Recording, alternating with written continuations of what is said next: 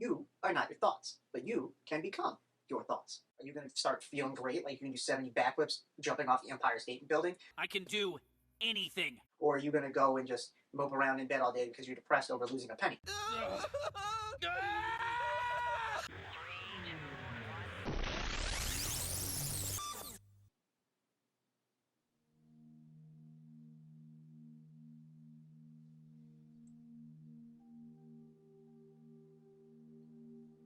What's going on, everybody? Welcome back to Solar Systems, where we help you understand the system your soul goes into.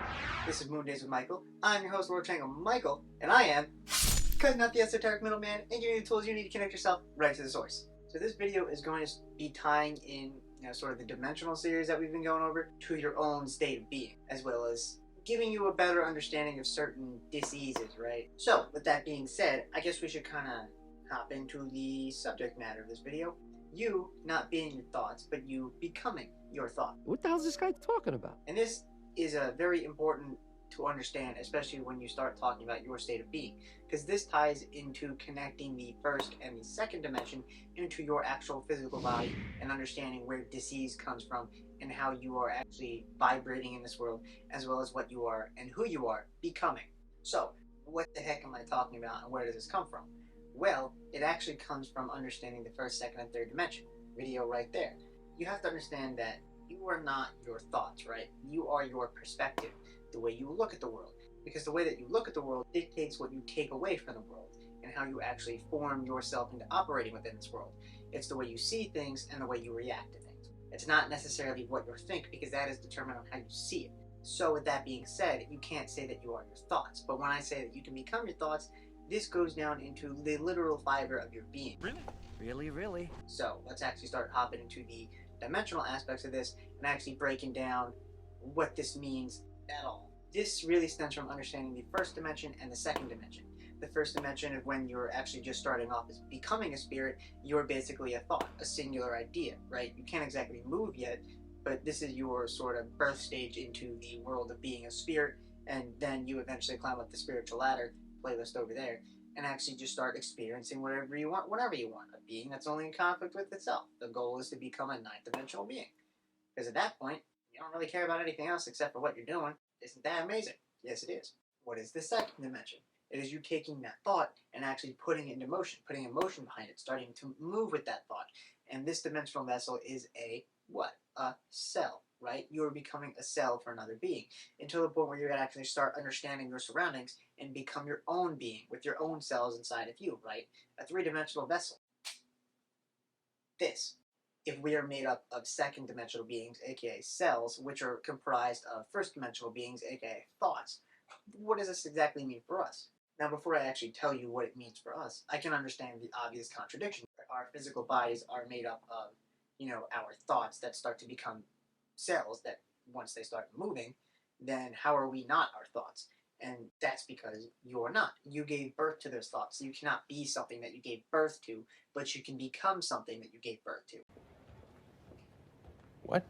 And what I mean by this is that this can be either way, positive or negative, on either side of the spectrum that you wish to perceive it as. Anytime you're thinking and overthinking a positive or a negative side of the spectrum, eventually this starts actually, becoming cells. Your body starts to change and the cells start carrying the vibration of that thought.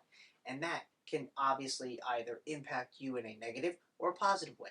Are you going to start feeling great, like you can do 70 backflips jumping off the Empire State Building? I can do anything. Or are you going to go and just mope around in bed all day because you're depressed over losing a penny? Like, this all depends on you and your thoughts, which is why I say that you're not your thoughts, but you can become your thoughts. And this goes down to your cells, because if you are thinking something so repetitively and getting stuck into that thought, eventually you're going to start feeling it. And what happens when you start feeling it? It basically means that your cells are starting to carry that vibration, and you will start to become that. You will physically feel that. And this is where the disease comes into. Are you actually sick from another virus, or did you get yourself sick because you're too caught up in your mind thinking about something that you shouldn't be thinking of, rather than working towards and thinking towards what you actually want to consciously experience? He has a point. Because let's be real here, nobody wants to consciously experience a negative thought or routine that we're constantly thinking of. However, it's easy to get stuck into thinking it in that routine and pushing aside the things you consciously want to experience. You can start to become sick and stop eating and, actually feel like there's something wrong with you because there is, because your mind's not in the right space. Obviously, not every single person can constantly live in a state of, bliss in this realm because it's the third dimension and it basically represents the dimension of hell, right? Video over there in the playlist. I'm giving it to you all. You're welcome. You typically don't just wake up feeling good and being like, oh, I'm just going to go out and do this, this, and this every single day.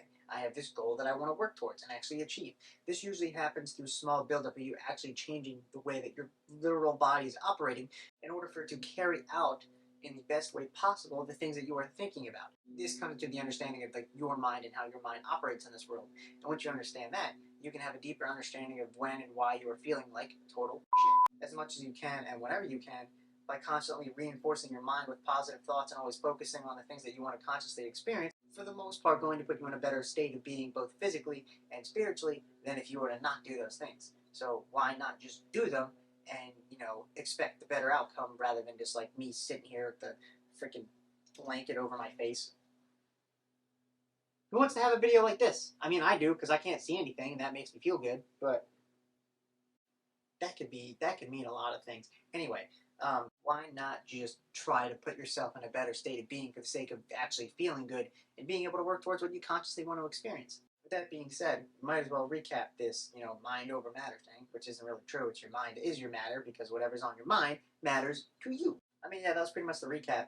Just be careful what you're thinking about because your state of being is going to reflect it. And even though it's not always easy to be able to think positive things and focus on the things that you want, you might as well try to do it just for the sake of actually feeling good and not feeling like you're living in a burning fire and brimstone hellish hellscape. Hellish hellscape? You know what I mean? It's like the upside down from Stranger Things. Would you rather live there or would you rather live in a place that doesn't suck? Now, obviously, you can't live in a place that doesn't suck because we're in the third dimension, but you can make it feel like it doesn't suck all the time. So, yeah, just do that. With that being said, make sure you guys like, comment, subscribe, do all that. Check out our Instagram at Solar Systems and check out the reels. Give, daily line. It's breaking down every day's energy every day on the daily. You're welcome. And if you guys would like to request a reading, as always, email us at readings@solarsystems.org. And yeah, until next time, when I'm talking about some other topic that I haven't figured out yet, fly high, y'all.